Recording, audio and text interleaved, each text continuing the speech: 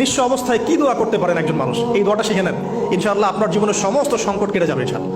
আমি নিজে ওই দোয়াটা বেশি বেশি করার চেষ্টা করি। দোয়াটা হচ্ছে, মুসা আলাইহিস সালাম একটা গাছের নিচে হেলান দিয়ে বসলেন, বসে দেখলেন দুজন মেয়ে দাঁড়িয়ে আছে দূরে, পানি নিতে পারছে না। লোকজন পানি নিয়ে যাচ্ছে, ওরা দাঁড়িয়ে আছে বেচারি। মুসা আলাইহিস সালাম গিয়ে বললেন, কি সমস্যা আপনাদের? এটা নিয়ে আপনারা আবার মেয়েদের সাথে কথা বলার চেষ্টা করেন। ঠিক আছে, তো মাহারাম গায়রা মাহারাম মেনে চলে। তারা বললেন যে আমাদের বাবা অনেক বৃদ্ধ মানুষ, আমরা পানি নিতে পারি না যতক্ষণ না আমাদের কম পানি নিয়ে চলে যায়। মুসা আলাইহিস সালাম একটু বললাম না, ফিজিক্যালি খুব স্ট্রং ছিলেন, থাকে না বডি বিল্ডার, সামনে গিয়ে কথা বলে সরব পানি দিতে দাও, তখন মানুষ একটু মূল্যায়ন করে না। তো মুসা আলাইহিস সালাম এভাবে পানি নিয়ে দিলেন এবং বাছুরদেরকে পানি পান করালেন, করিয়ে গাছের নিচে এসে বসে আছেন। বসে বসে তিনি দোয়া করছেন, এই যে দোয়াটা তিনি দোয়া করছেন, রব্বি, একটা পানি বাসস্থান কিছুই নাই, আমি কি করব? রব্বি ইন্নি লিমা আনজালতা ইলাইয়া মিন খায়রিন ফাকির। রব্বি ইন্নি লিমা আনজালতা ইলাইয়া মিন খায়রিন ফাকির। আবার বলেন, রব্বি ইন্নি লিমা আনজালতা ইলাইয়া মিন খায়রিন ফাকির। অর্থ হচ্ছে, হে আল্লাহ, তুমি তোমার পক্ষ থেকে আমার উপরে যে নিয়ামতগুলো দিবে, আমি এর জন্য ফকির হয়ে বসে আছি। আল্লাহ অর্থ বুঝে পড়বেন ভাই, নামাজ রোজা হজ জাকাত যাই করেন আল্লাহর ওয়াস্তে অর্থ বুঝে পড়বেন। অর্থ বুঝে পড়লে আপনার ইবাদতের স্বাদ পাবেন, তৃপ্তি পাবেন, আল্লাহর সাথে কানেকশন হবে, আল্লাহর নূর পাবেন, মারেফত পাবেন, সত্য স্বপ্ন দেখবেন তখন ইনশাআল্লাহ। তখন শুয়ে সত্য স্বপ্ন দেখবেন ইনশাআল্লাহ। আল্লাহ পাক তৌফিক দান করবেন। এবার আল্লাহ পাকের সাহায্য নেমে আসলো, ওই দুই মেয়ের মধ্যে একজন হেঁটে হেঁটে চলে আসে। এবার এই মেয়ের হাঁটা সম্পর্কেও কোরআন কথা বলেছে, সুবহানাল্লাহ। এই মেয়ে কিভাবে হেঁটে এসেছে এই হাঁটার বর্ণনাও কোরআন দিয়েছে। কোরআন বলেছে এই মেয়ে হেঁটে আসছে লাজুক পায়ে। এখন আপনি এই পুরো ওয়ার্ল্ডের মেয়েদের হাঁটা দেখেন, লজ্জা আছে? তাহলে মেয়েদের সাথে লজ্জা একটা গভীর সম্পর্ক আছে। এই মেয়ের প্রশংসা আল্লাহ পাক কোরআনে করলেন, লাজুক পায়ে লাজুক ভঙ্গিতে অবনত নয়নে সে হেঁটে আসলো। এখন আপনি কেলে যান, গোটু খেয়ে আপনাদের টুইন টাওয়ারে যান, দেখেন সবার হাঁটা চলা দেখেন। হায়া লজ্জার কোনো বালাই আছে এখানে?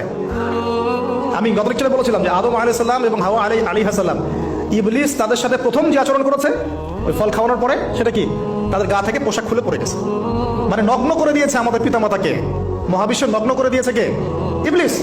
তো এখন এই পৃথিবীতে আমরা যারা নগ্নতার চর্চা করছি, তার কার এজেন্ট আমরা বুঝতে বাকি আছে? আমার কথা কি বুঝতে পারছেন কিনা? এই কানেকশন মেলানোর চেষ্টা করেন, ডটসগুলো মেলানোর চেষ্টা করেন। সামনে যাই প্রিয় ভাই, এই মেয়ে এসে বলছে, আমার বাবা আপনাকে ডাকেন, আমার বাবা আপনাকে ডাকছেন। তিনি গেলেন, বাবা শুআয়ব আলাইহিস সালাম। তখন এক বোন ইনডাইরেক্টলি বাবাকে বোঝাচ্ছে যে বিয়ে শাদী দিলে ভালো হয়। এক বোন বলছে যে আপনি তো তাকে পুরস্কৃত করতে চাচ্ছেন, তাহলে এরকম কওয়িউন আমিন, একজন মানুষকে সবচেয়ে ভালোভাবে পুরস্কৃত করা যায় তার যথাযোগ্য প্রতিদান দেওয়ার মধ্য দিয়ে। তো মেয়ের ইশারা বাবা বুঝেছেন, তিনি নিজের এক মেয়ের সাথে মুসা আলাইহিস সালাম বিয়ে দিলেন, সুবহানাল্লাহ। তবে শর্ত দিলেন, দেন মোহর কি? মোহর তো নাই। মোহর কি এবার? মোহর হচ্ছে 8 বছর তোমাকে আমার ফার্মে কাজ করতে হবে। এটা আগেকার একটা স্টাইল ছিল, সুন্নাহ। এটা এখন নাই, যদিও আগে এরকম ছিল যে দেন মোহর দেওয়ার জন্য এই একটা পদ্ধতি ছিল। যেমন ইয়াকুব আলাইহিস সালামের ক্ষেত্রেও এরকম 7 বছরের কথা আসছে, তিনি 7 বছর তার শ্বশুরের ফার্মে কাজ করেছেন। এটা নতুন ছিল না ওই সময়, এটা কমন ছিল। এখন যেমন আমাদের দেশে কমন 10 লাখ টাকা মোহর হবে, 10,000 টাকা দিব, বাকিটা সব বাকি, তাই না? তো এরকম আর কি কমন কিছু বিষয় থাকে আর কি। আস্তাগফিরুল্লাহ, মাফ করো।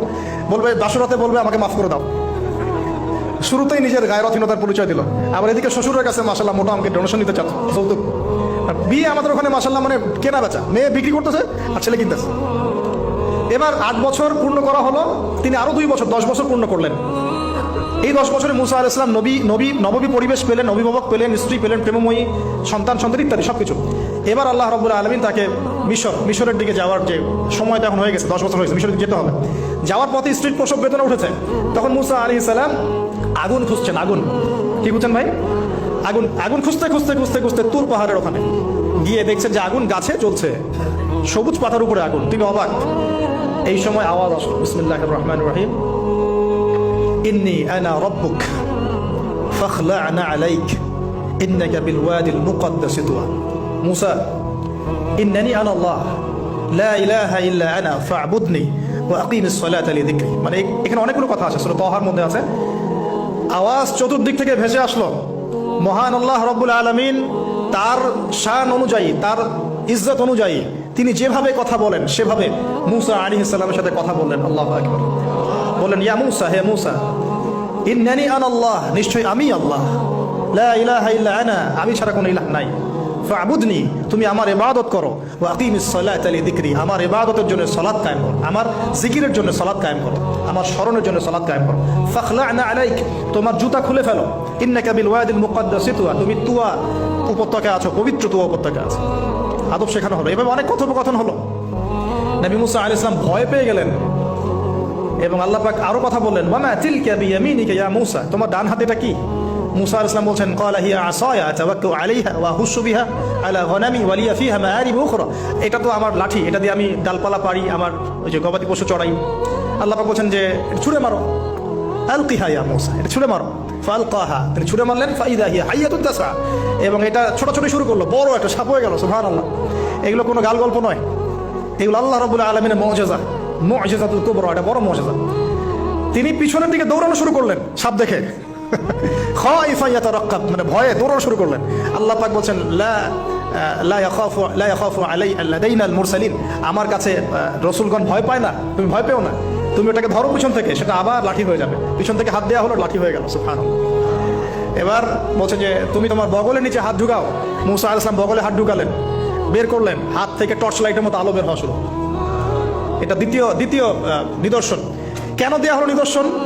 এবার আল্লাহ পাক তার দায়িত্ব তাকে বলছেন, তোমাকে নিদর্শনগুলো কেন দিলাম, তোমাকে মনোনীত কেন করলাম, কেন তোমাকে মনোনীত করলাম মুসা, তোমার কাজটা কি? তোমার কাজ এখন এটা, ইযহাব ইলা ফিরআউনা ইন্নাহু তাগা, তুমি ফিরআউনের কাছে যাও। ফিরআউন সীমা লঙ্ঘন করেছে, মনে আছে ফিরআউনের কথা? সীমা লঙ্ঘন করেছে। তখন মুসা আলাইহিস সালাম তার অপারগতা প্রকাশ করছেন এভাবে, তিনি বলছেন, আল্লাহ আমার তো জিহ্বা জড়তা আছে, আর আমি তো ওখানে এক ব্যক্তি, আমার খুনের অভিযোগ আমার কাঁধে, আমি এখন কিভাবে কি করবো আল্লাহ? তখন আল্লাহ রাব্বুল আলামিন বলছেন, এই দোয়াটা করো। কোন দোয়া? মুসা আলাইহিস সালাম বললেন, রব্বি ইশরাহ লি সাদরি, হে আল্লাহ আমার বক্ষ প্রশস্ত করো, ওয়াসির লি আমরি, আমার কাজকে সহজ করে দাও, ওয়াহলিল উকদাতাম মিন লিসানি, আমার জিহ্বার সমস্ত জড়তা দূর করে দাও, ইয়াফকাহু কাওলি, যাতে মানুষ আমার কথা বুঝতে পারে। আর আমার সাথে আমার পরিবারের মধ্যে থেকে ওয়াজআলনি ওয়াজিরাম মিন আহলি, আমার পরিবারের মধ্যে একজন ওজির আমাকে দাও, সাথী। হারুন আখি, আমার ভাই হারুনকে দান করো। সুবহানাল্লাহ। হারুন আলাইহিস সালামকে নবুয়ত দেওয়া হলো, দুজনকে আল্লাহ পাক এখন বলছেন, ইযহাবা ইলা ফিরআউন, তোমরা দুজন এখন ফিরআউনের কাছে যাও। ফাইন্নাহু তাগা ফাকুলা লাহু কাওলান লাইয়িনা, তবে তাকে গিয়ে কর্কশ ভাষায় কথা বলবে না, নরম স্বরে কথা বলবে। দায়ীদের এখানে সুন্নাহ, দায়ীদের জন্য শিক্ষা আছে, দায়ী আলেম যারা মুবাল্লিগ তাদের শিক্ষা আছে। ফিরআউনের সামনে গিয়ে দাওয়াত দিলেও কিভাবে দিতে হবে? ফাকুলা লাহু কাওলান লাইয়িনা, নম্রভাবে কথা বলো। লাআল্লাহু, কেন নম্রতার সাথে? লাআল্লাহু ইয়াতাযাক্কারু আও ইয়াখশা, হয়তোবা নম্রতা প্রদর্শন করলে সে উপদেশ গ্রহণ করতে পারে, অথবা সে আল্লাহকে ভয় করতেও পারে। আল্লাহ পাক আগে থেকে জানেন সে ঈমান আনবে না, তারপরেও আমাদের আদব শিখাচ্ছেন আল্লাহ পাক এখানে। তারা দুজন চলে গেলেন, দাওয়াত দিলেন। ফিরআউন মশকরা করছে, ওয়ামা রব্বুকুম ইয়া মূসা, তোমাদের দুজনের রব আবার কে?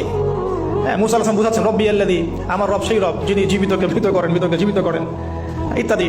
মানে যার হুকুম ছাড়া একটা গাছের পাতাও নড়ে না, যিনি মাটি থেকে সব উৎপন্ন করেন, বৃষ্টি বর্ষণ করেন, সব বুঝালেন। ফিরআউনের বক্তব্য তখন এটাই ছিল, তোমাদের কাছে কি কোনো নিদর্শন আছে, কোন আয়াত নিদর্শন আছে? হ্যাঁ, নিদর্শন আছে। কি? লাঠি ছুঁড়ে মারলেন, সাপ হয়ে গেল। এখন ফিরআউন বলছে, এটা তো জাদু, এটা কি? আমার জাদুকররা ওটা পারে, জাদুকরদেরকে ডেকে না হলো, জাদুকররাও লাঠি ছুঁড়ে মারলো, সাপ হয়ে যাচ্ছে। কিন্তু এই বড় সাপ ওদের সব সাপকে খেয়ে ফেললো। তখন ফিরআউন কিন্তু ভয় পেয়ে গিয়েছিল। এরপরেও এই হাত বের করে আলোর এই নিদর্শন দেখানো হলো, তাওহীদের দাওয়াত দেওয়া হলো, ফিরআউনকে ভয় করতে বলা হলো, ফিরআউনকে সতর্ক করা হলো যে আমার রব, আপনার রব, সবার রব হচ্ছেন আল্লাহ। সবকিছু বোঝানো হলো, কিন্তু ফিরআউন এই কোনো কথাই গ্রহণ করল না।